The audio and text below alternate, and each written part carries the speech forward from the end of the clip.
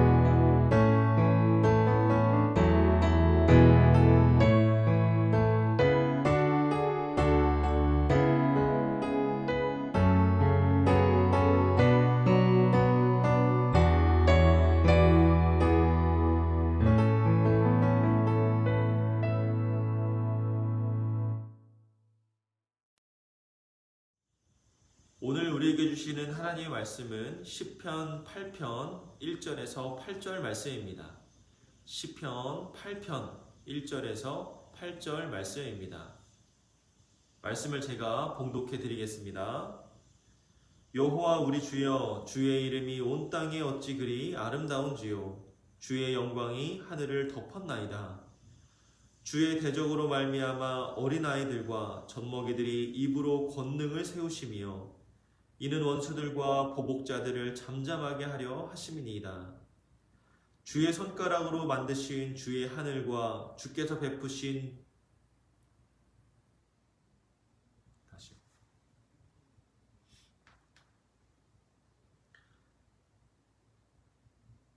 주의 손가락으로 만드신 주의 하늘과 주께서 베풀어 두신 달과 별들을 내가 보오니 사람이 무엇이기에 주께서 그를 생각하시며 인자가 무엇이기에 주께서 그를 돌보시나이까.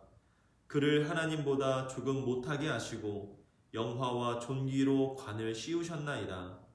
주의 손으로 만드신 것을 다스리게 하시고 만물을 그의 발 아래 두셨으니 곧 모든 소와 양과 들짐승이며 공중의 새와 바다의 물고기와 바닷길에 다니는 것이니이다. 아멘. 광고드립니다. 여러분들 기다리던 개학 날짜가 드디어 나왔습니다. 이제 정신 차리고 다시 학생의 본분으로 돌아가 학업에 충실할 수 있는 여러분들 되시기를 바랍니다. 그리고 여러분들 잊지 않으셨죠? 대학 컨설팅이 필요하시면 꼭 저에게 연락을 주십시오.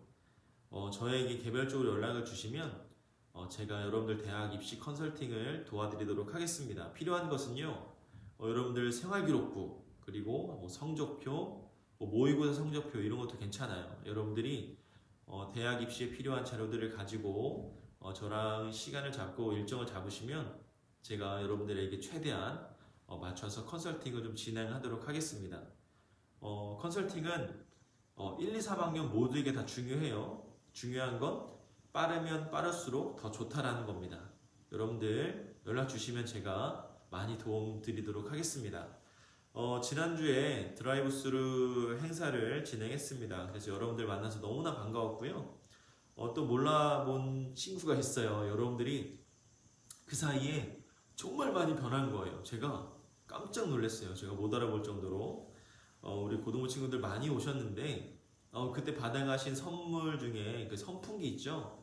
혹시나 불량이 나거나 잘 안 되시는 경우가 있으면 연락을 주시면 목사님이 교환을 좀 해드릴게요. 대신 여러분들 그대로 박스 버리지 않고 그대로 저에게 주셔야 제가 환불 교환 처리를 할 수가 있습니다. 세 번째는요, 5월, 6월 달 청매를 우리 선생님들 통해서 여러분들의 각 가정에 전달했습니다. 얼마나 힘들게 발송을 했는지, 얼마나 많은 준비를 했는지 잠깐 영상을 좀 볼까요?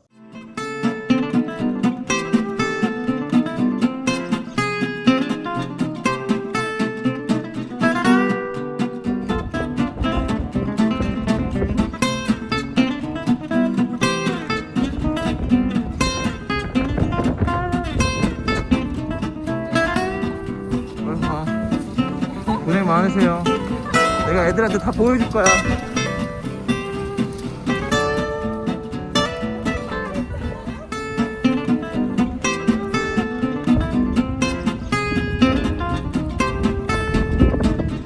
자, 이런 수고와 노력, 이런 것들을 통해서 여러분들께 청매를 보내드리는 겁니다. 여러분들 선생님들께 꼭 안부의 메시지를 꼭 전해주시고요. 여러분들이 받으신 이 청매를 잘 활용하셔서 이 가정 예배에도 잘 참여하시고, 그리고 또 매일마다 큐티 말씀 묵상하는 거 잊지 마시고 늘 말씀 묵상에 힘써 주시기를 바라겠습니다. 자, 그리고 혹시 받지 못한 친구들 있으면 목사님이 다시 여러분들 가정으로 보내드리도록 하겠습니다. 자, 우리 함께 말씀을 좀 살펴보도록 하겠습니다. 오늘 말씀의 본문은 시편 8편 1절에서 8절 말씀이죠. 자, 제목은 주님의 손가락이라는 제목으로 함께 말씀을 나누려고 합니다. 요즘 이 코로나19 때문에 야외 활동을 많이 하지 못했었습니다. 그런데 밖을 나가보니까 이제 훌쩍 어느새 봄이 찾아왔죠. 봄이 왔다고 하기가 무색할 만큼 날씨가 많이 더워졌습니다. 봄이 상당히 짧아지고 여름이 이제 길어질 것 같은데 며칠 전에 이 봄 나들이를 맞이해서 이제 가족들과 이 한강공원에 잠깐 다녀온 적이 있었습니다. 그날따라 이 내리쬐는 햇살과 또 햇빛에 비치는 그 한강의 모습, 그리고 또 여러 가지 꽃들을 보면서 와, 참 아름답다라는 생각을 좀 많이 했습니다. 그리고 또 야경을 또 보는데요.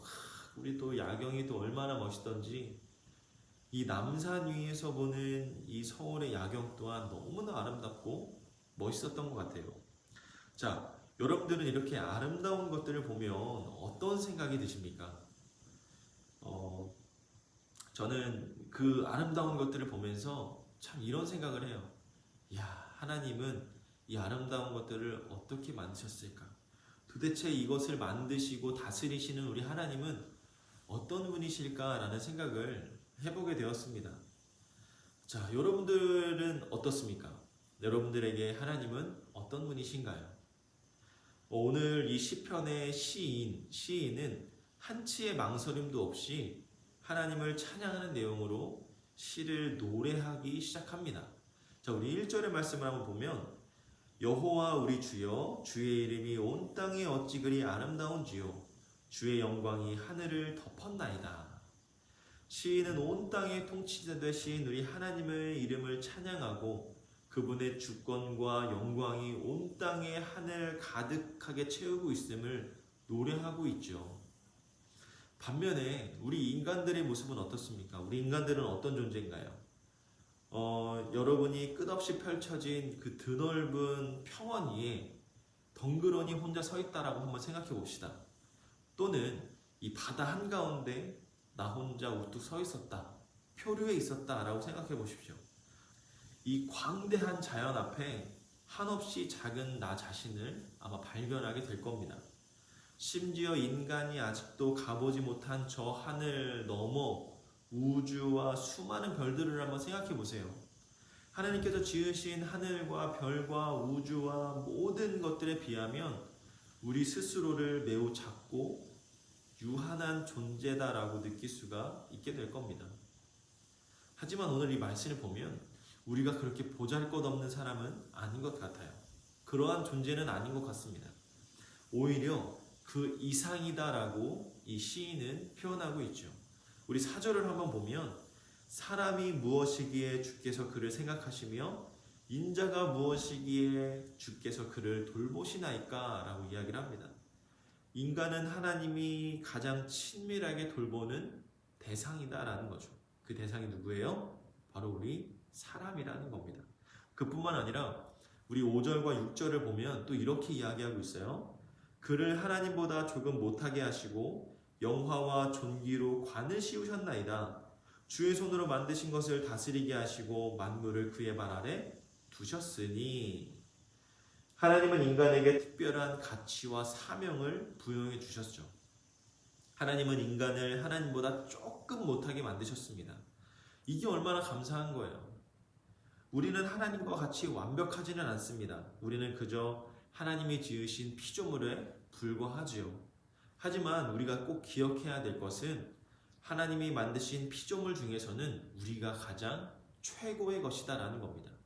이 세상 그 우주의 그 수많은 별들과 그 무엇보다도 하나님은 우리를 가장 가치 있고 존재감 있는 사람으로 만드셨다라는 거죠. 다른 것들보다 그 무엇보다 뛰어나고 탁월하게 지으신 겁니다. 창조주이신 우리 하나님을 제외하면 인간은 그 무엇보다 그 어떠한 존재보다 존귀하고 또 존귀한 존재라는 거죠. 그래서 하나님께서는 인간에게 영화와 존귀로 관을 씌워주셨다라는 겁니다. 이런 관을 썼다는 게 뭘까요? 어떤 의미일까요? 하나님의 왕적인 영광과 위엄과 권위가 인간에게 위탁되어졌다라는 겁니다. 즉 하나님이 지으신 그런 왕적인 모습들이 인간에게 위탁되어져 왔다라는 겁니다. 한없이 작고 연약한 인간이 하나님을 대신해서 온 세상을 다스릴 청지기로서의 사명을 부여받았다라는 것이죠. 그래서 인간은 주님께서 만드신 모든 만물을 다스릴 이 지배권을 갖고 있는 겁니다. 모든 것들이 인간의 손에 달려있죠. 그러므로 우리는 이렇게 표현해도 좋을 것 같아요. 세상의 피조물 중에 내가 제일 존귀하다 라고 말이죠. 그렇다고 해서 다른 피조물을 마음대로 해도 된다라는 뜻은 아닙니다. 그런 뜻으로 생각하면 큰 착각이에요. 이 모든 만물이 하나님의 영광을 드러내는 존재이기 때문에 그것들로 하여금 하나님의 영광을 드러내게끔 도와야 할 책임과 사명이 우리 가운데 있는 것이죠. 그 자체의 아름과 기능을 발휘하도록 그들이 존재 이유와 목적이 합당하게 존재하도록 다스려야 한다는 겁니다. 그 책임이 우리 가운데 있는 것이죠. 이 세상의 모든 것들은 다 하나님이 지으셨습니다. 그 중에 제일 최고로 지은 것이 사람이라는 거죠. 사람에게 왕적인 권위를 주셨기 때문에, 위탁해 주셨기 때문에 우리는 하나님이 만드신 모든 것들을 존재의 이유를 들어서 다스리고 함께해야 할 의무가 있다는 거예요. 여러분은 하나님의 영광을 찬송하기 위해서 지음받은 존재입니다. 이 땅 곳곳에 심어 놓으신 놀라운 신비와 또 주님의 영광과 또 그분의 사랑을 누리며 그분을 찬송해야만 하는 것이죠. 그러므로 하나님의 대리자로서 통치권을 부여받았다고 해서 그분보다 앞서 나가거나 그분의 권한을 넘는 행동을 해서는 안 됩니다. 하나님의 계획보다 인간의 필요와 욕구가 앞서서는 안 된다는 것이죠. 인간의 이기심에 따라서 훼손하고 파괴해서도 안 되는 겁니다. 그로 인해 생기는 어려움들을 우리가 지금 보고 있지 않습니까?